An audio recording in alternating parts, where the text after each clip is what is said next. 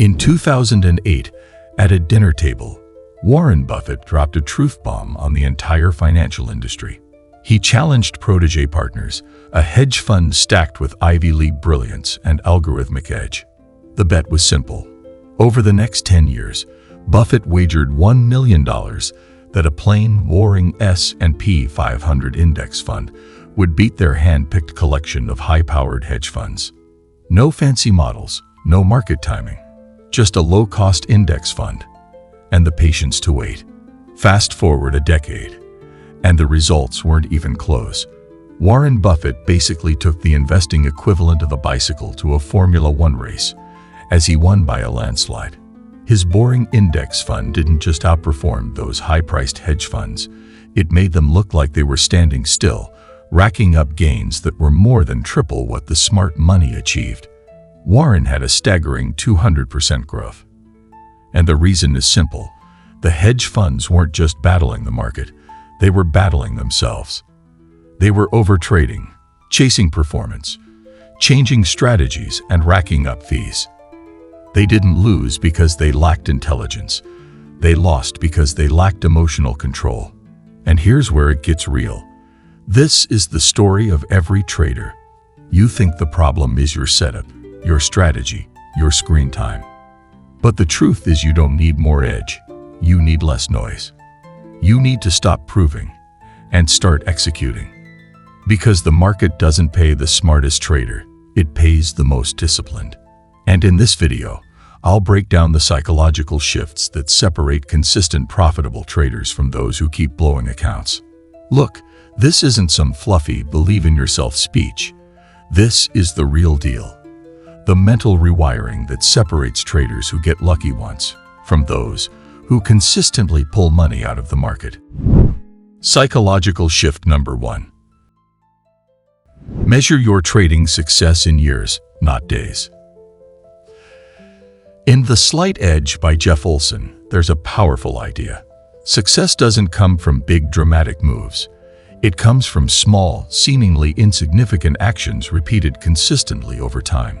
The catch is those actions are easy to do, but even easier not to do. Olson tells the story of two friends who start in the exact same place, same job, same income, but different daily habits.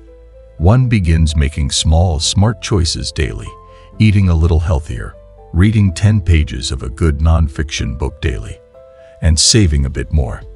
The other friend went the other route of not doing these simple things daily.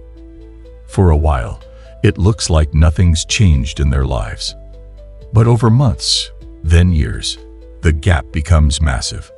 That's the compound effect of consistent improvement, and that's exactly how trading works too. And yet, here we are, panicking over red days, obsessing over daily P&L, tying our self-worth to one trade or one session. Nobody judges Warren Buffett's portfolio off last week's performance. So why are you judging your entire trading future off today's chart? The real question isn't how did I trade today? It should be, am I a sharper, calmer, more consistent trader this quarter than I was last quarter? That's your metric. That's your edge. Because in trading, just like in life, small improvements done daily lead to exponential results. So zoom out. Track growth in quarters, not hours. Trade like someone playing the long game. Trade like you are buying the S&P 500. And remember, the slight edge isn't magic.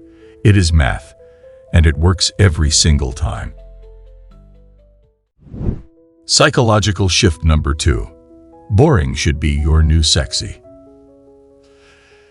In Atomic Habits, James Clear makes a powerful observation. The greatest threat to success is not failure, but boredom. We get bored with habits because they stop delighting us. The outcome becomes expected, and as our habits become ordinary, we start derailing our progress to seek novelty.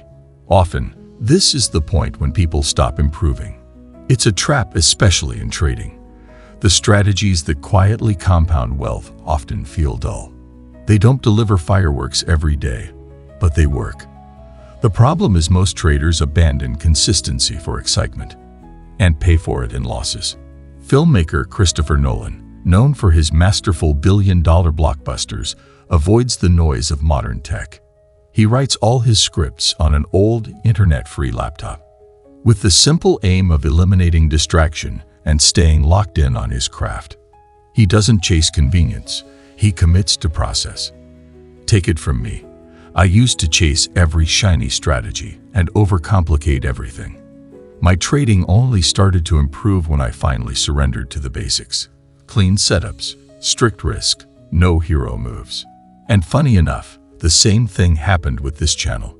My writing got sharper, not from some creative epiphany, but from doing the boring stuff, reading more, listening more, and being less of a know-it-all. Now, I'm better for it. I am still a work in progress, but at least now, the chaos has a routine. This is the mindset of high performers, not saying I am one though. And let me tell you, top traders, whether they're handling millions or steadily building a small account, they aren't chasing thrills. They're not addicted to the buzz of wild market swings. They stick to their proven setups, follow their rules like clockwork, manage risk like pros, and know exactly when to step back. It's not sexy, but it's scalable. If your trading feels calm, even boring, good, that's where the edge lives. Because when you stop chasing dopamine and start respecting repetition, your results change. And it happens fast, too. In trading, boring isn't a weakness, it's your superpower. Psychological shift. Number 3. Your portfolio needs automatic reinvestment, just like the S&P 500. Here's the genius of the S&P 500. It doesn't just grow because the market goes up. It grows because it automatically reinvests in what is working. Underperforming companies get dropped, while top performers like Apple, Microsoft, Nvidia get more weight. Over time, the index evolves and compounds gains by letting the winners run and quietly kicking the losers to the curb. Now, imagine doing the same with your portfolio. Not with a fancy algorithm or daily guesswork, but with a simple rule. Flow more capital to what's working. Start thinking like the Standard & Poor's 500 index. If a position is outperforming and showing strength, scale in slowly and strategically. Don't choke it with greed, but let it breathe and grow. And if it's on the flip side, protect your downside. Trailing stops, partial profits, rebalancing. These aren't just risk tools. They're performance insurance. The boring truth is you don't need to hit home runs. You need to let your doubles turn into triples without trying to micromanage every tick, just like the S&P does. No hype, no FOMO, just quiet, relentless compounding. Let your capital gravitate to strength, automatically and systematically. That's how portfolios grow. Psychological shift number 4. Volatility is your salary, not your enemy. In the early 2000s, John Coates, a former Wall Street trader turned neuroscientist, conducted a revealing study on a London trading floor. He discovered that during periods of high market volatility, traders' bodies responded as if they were under physical attack. Their cortisol levels, cortisol being the body's primary stress hormone, shot up significantly. This is the same hormone released when you're in danger, preparing your body to fight or flee. Alongside this, their immune systems reacted in ways typically reserved for real-world threats.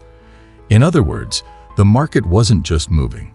These traders' bodies thought they were in a war zone. This wasn't just about stress. It was about survival instincts kicking in during financial turbulence. Coates' findings highlighted that the body's natural reactions to volatility could impair decision-making, leading to risk-averse behaviors at precisely the wrong times. However, traders who recognized these responses and developed strategies to manage them through disciplined risk management and emotional regulation were better positioned to capitalize on market swings.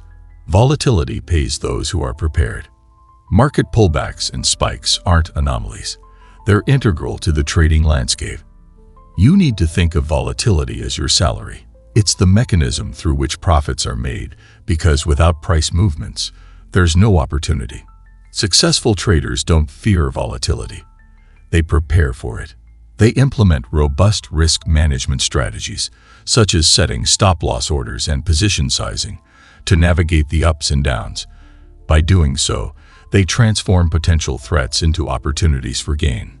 The key isn't to avoid volatility, but to understand and manage your reactions to it. Develop a trading plan that accounts for market fluctuations, stay informed, and maintain emotional discipline. Psychological shift number 5. Stop trying to be a market prophet and stop chasing wizards.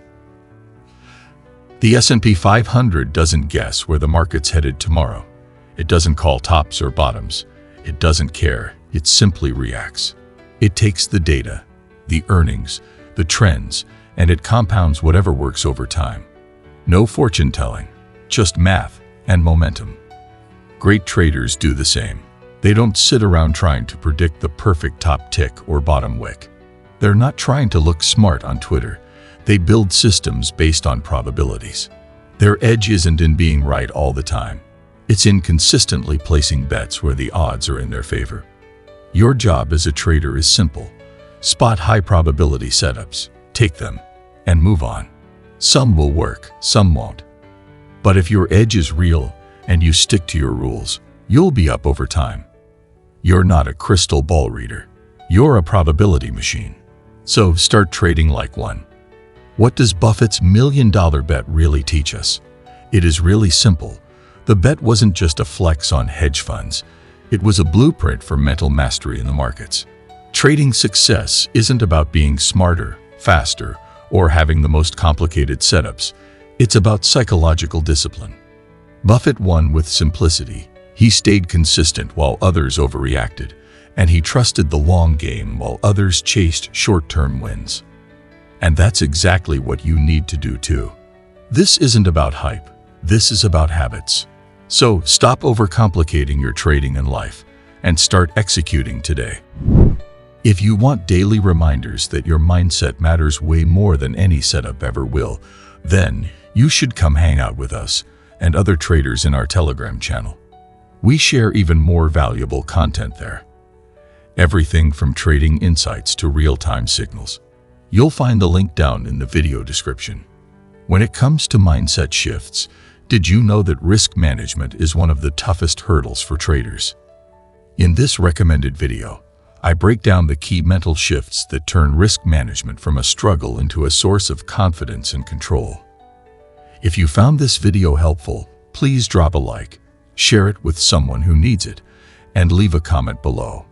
I read and reply everyone. Until next time, trade smart, stay sharp, and may the trend be with you.